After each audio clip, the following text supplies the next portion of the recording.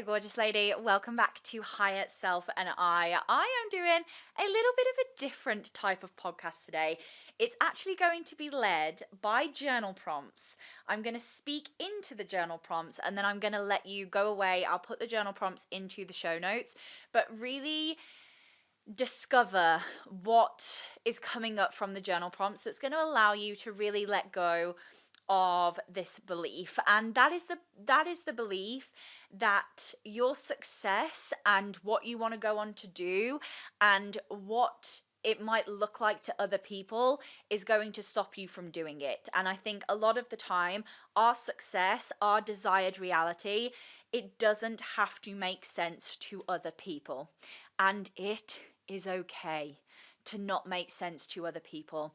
And there's going to be criticism, and there's going to be self-doubt, and there's going to be judgment, and there's going to be remarks, and there's going to be little digs, and there's going to be people coming in and out of your life, and there's going to be people leave, and there's going to be people come back. But equally, at the end of the day, these are your desires. These are your desires, and this is what you have dreamt about your whole life. And to let these people get in the way of that is not something I am here for. And so I thought I'd make a podcast episode on it, because your success does not have to make sense to other people. Your success doesn't have to make sense to anyone else but you. And you can lead yourself in that success, and you can lead yourself to the desired realities that you want without allowing those people to get in the way. Oh yes. Because I think the way we do things in this industry, the way that we have doors opened to us in this industry, the way that it is very different to any other industry I know, it does bring in some lack of safety, and it definitely did for me. You know, I talked about this in the podcast, I Can Have It All, and I know that resonated with so many people. I've had my friends say they're triggered by me. I've had people leave my life. I've had people leave because I've put more boundaries in. I've really lost a lot of friends I had before I went to Australia, and that's okay. You know, that's their choice and that's my choice, and that's okay. But I have to know that that was the decision that I made, and that was the decision that they made, and it had no story on me. And yes, if it had a story on me, I will face it, and I will face the music, as I did to a couple of friends when I got home, because I was that in fight or flight that I couldn't comprehend anyone, let alone friendships. And, you know, a couple of my very good friends pulled me up on that, and we had a conversation, and I told them why, and they understand, and we move on. So I take responsibility for the decisions that I'm making, but equally, I don't have to take their story on as mine. I don't have to take their perception on as mine. I don't have to take their limitations on as mine. And I'm talking across the board: friends, family, whoever else you're in contact with, old clients, you know, whoever else blocks this for you, of you needing it to make sense for other people. And I think the reason why I wanted to speak about this so much is it's because it's come up for me so much, with especially wanting to grow a following. You know, subconsciously I've been holding myself back from growing a following because of the fear of judgment, because of the fear of the keyboard warriors, because of the fear of what happens to the general public, especially over on TikTok, that anyone can feel that they can say anything to anyone. And I know that that's their perception of the world, and that is on them. It is not on me. But equally, I need to feel safe enough to grow an audience to be able to handle and deal with those types of comments that could come my way. But at the end of the day, it does not need to make sense to any other person. And what you want to go on to achieve, you don't need to make it make sense. So let's dive in. The first thing that we're going to do today is we're going to reflect on a moment in your life where you pursued a goal or a dream that may have seemed a bit unconventional to the average Joe, whatever the average Joe is for you.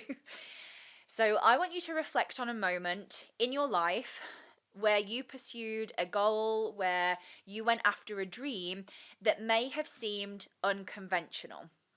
Now, first of all, what motivated you to take that path, and what did you learn from the experience? So, for me, the first thing that I always think about when I ask myself this question is Australia.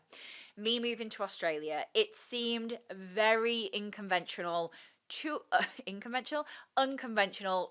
lot of people. A lot of people questioned it. A lot of people had their own beliefs and their own thoughts on it. A lot of people were shocked. A lot of people were this. A lot of people were that. But actually, I knew in my soul, I knew that this is something that I have to go and try, and I'm a feel the fear and do it anyway kind of gal. I will always put myself in experiences or places or do big things because, what's the point in life if we don't do that? That's my view anyway. And there were so many comments, there were so many things about the relationship, about the other side of the world, about how close I was to my family, but I was like, this makes sense to me. This feels good for me in this moment, and therefore I am going to do it. And that's what motivated me to do it. I was at a point in my career where I'd left the performing arts industry and I was teaching dance, which, yes, okay, I enjoyed, and I loved the kids and I loved the place that I taught dance at, but I'm not here to teach dance for the rest of my life. Like, that's not what I saw my life to be. That's not what I saw my career to be. And actually, I've learned from the experience of Australia that it helped me build the business that I have now. And although Australia is off the cards for me now, I mean, I still have my permanent residency till 2026, so who knows? But, the Australia is off the cards and the relationship didn't last. But oh my God, like, I was meant to go to Australia to build my business. I was meant to go to Australia to find mindset. I was meant to go to Australia to uncover the world of the subconscious mind and how freaking epic it is, and how it will go on to be part of my life for the rest of my life.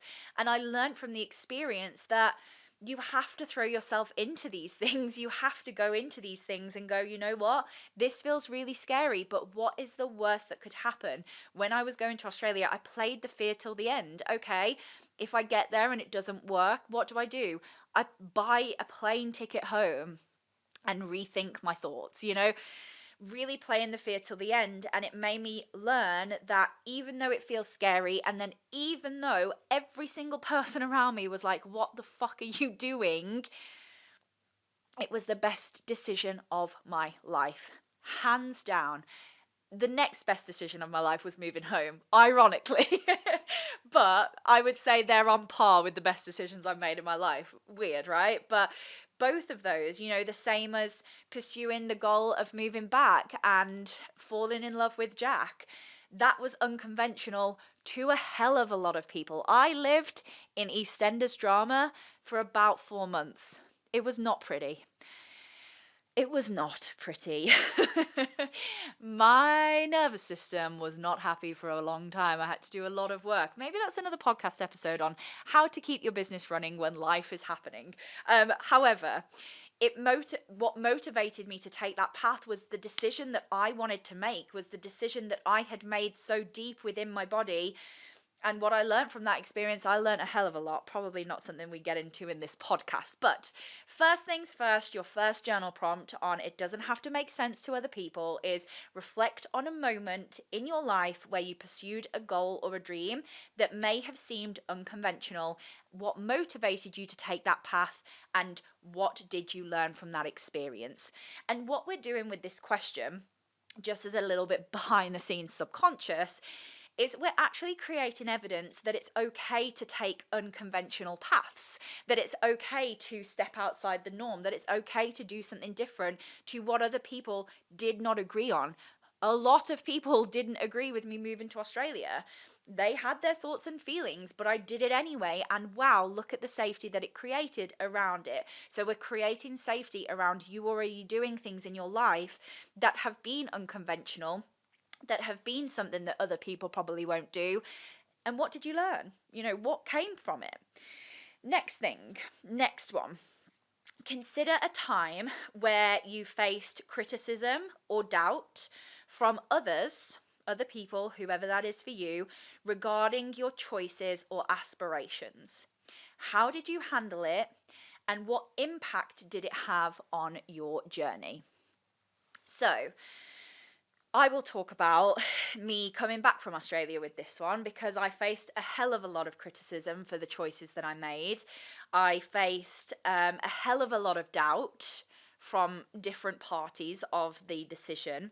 And how did I handle it? I handled it like a motherfucking adult. I handled it like the conscious, curious person that I am, because I've done enough work on myself now. I've done enough work on my behaviors. I've done enough work on my beliefs to be able to handle it. And one thing for me is that, thank God, I learned how to be emotionally intelligent for me to face that criticism and doubt. And the more emotional intelligence I build, and the more emotional intelligence I help my clients to build, the better we are with dealing with criticism and or doubt. And I handled it. It had a massive impact on my journey. There was times when we were going through the breakup where part of the breakup party would get their friends to come over to my social media and put a load of comments on all of my Instagram posts and check my stories and screenshot my stories. I was being watched like a hawk. We were being followed by the minions, and I had to keep an eye on that, but I still showed up. I still showed up for my business. It was as a decision that I made that felt so true and so ingrained in me that I needed to do it, that Jack was the love of my life, that we were going to be together forever. I was so focused and knowing of that in me that I could deal with the criticism. I could deal with the doubt. Was it nice? No, it wasn't nice. Was it enjoyable? Absolutely not. Did I cry? Yes, I did. Did I live in fight or flight for a while? Yes, I really did. But did I handle it? Hell yes. Doesn't it make an amazing podcast episode? Hell yes. So it had an impact on my journey of how I show up for myself, and what I make that mean, what I make other people's situation and other people's emotional intelligence mean about me. What stories of theirs am I taking on? What stories am I putting in place for me? And this is my decision. This is why I've made it. And this is what I'm going to go on and do. And standing in that power, standing in that decision, and being able to have the uncomfortable conversations and be able to be called every name under the sun, knowing that it's on them. That is theirs to deal with. And I can take full responsibility. Exactly did that. I took full responsibility of what happened throughout the breakup. However, I didn't need to make it mean anything about my character, about my personality. And I think that's the emotional intelligence kicking in for me. When people really judge my character wrong, of course, you're very quick to snap back. Of course, you're very quick to try and retaliate, to try and tell your story. This comes back to, the big wide world web and people presuming and perceiving things about you. Like, if I know, and if I love myself enough, and if I trust myself enough, people can say whatever to me, but I know that that's not the truth, and I don't need to try and explain to them.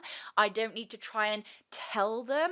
Like, I saw a quote, and this was the first quote that I posted with a picture of me and Jack, that's saying, it doesn't have to make sense to anyone else. It doesn't have to make sense to anyone else as long as it makes sense to you. And carrying that throughout, that's what I learned. So, number 2. Consider a time when you faced criticism or doubt from others regarding your choices or regarding your aspirations and the success that you want or wanted at the time.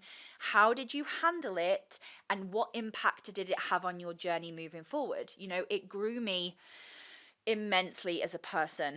Boundaries grew immensely. The way I showed up for myself grew immensely. The way I took things on and then went on to not take things on grew immensely. I learned a lot about myself during that. Number 3, I want you to imagine your ideal version of success. And I want you to poof away, disregard all of the expectations from society, or the norms, or the normal amount of money, or the expectations of family, or the expectations of friends. What does success look like for you when you remove the external influences? What does success look like for you? Play into this question. I know it's such a cliche journal prompt. I know it's such a cliche question, but sometimes when we remove the generational patterns, or the societal expectations, or the norms that we feel we have to fit into, what does that success look like for you? What does it look like for you? Get really clear on that. The next thing, I want you to explore a passion or an interest. I've put this in because this came up in the CEO Edge in phase 1, my group course. It came up in one of the questions here, and they were talking about the passion that they had for their clients, but I was like, no, the passion that you have in your life. So explore a passion or an interest that you've kept hidden or haven't fully embraced because it doesn't align with the conventions of the people around you in their life, the conventional expectations. And I want you to ask yourself, how might incorporating this into your business and into your life contribute to your sense of fulfillment? So when we're speaking into our passions, one for me is the performing arts, and I have conversations about this all the time. I know I sing on stories a couple of times, and sometimes I sing to the podcast. I've done a lot of work on the performing arts industry. I don't feel ready to go and sing yet, but I do miss dancing. I really do, and I've been having conversations about how bringing this back into my life, especially tap dancing. Tap dancing was my forte. If you want to watch a video of me tap dancing, just DM me the word tap dance and I will show you a bloody good video. But yeah, so tap dancing is such a passion of mine that I haven't fully embraced online because I kind of don't know where to fit it within my business. It's not the fact that it doesn't align with conventional expectations, but now I say it out loud, it probably is because I'm like, well, no one else is bloody tap dancing their strategies out of stories, are they? So it's coming up with a way of doing it. Maybe I become the singing coach on YouTube or something. I don't know. But actually filling into that and showing that, how can that give me a sense of fulfillment? For me, a passion is having a stage. That's why I come here. That's why I have this stage of my podcast. That's why I use my Instagram as my stage, because it gives me that sense of fulfillment whilst also growing my business and having a lot of clients in my space. So yeah, have a little think about that. Next question is more of a modeling question. Think about someone who you admire, who has achieved success in an unconventional way. I feel like there is many people in the industry who have achieved success in an unconventional way. What qualities or approaches did they embody that you find inspiring, and how might you apply those lessons to your life? So think about someone who you admire, who has achieved success in an unconventional way. What qualities or approaches did they embody that you find inspiring, and how might you apply those lessons into your life and into your business? Such a powerful question to finish on, because that modeling, what I spoke about in a couple of episodes back, I'll link the episode in, what I spoke about modeling with that. Modeling has been one of the biggest techniques that I've used to move into the next level, one of the biggest techniques that I've used to continue success happening for me.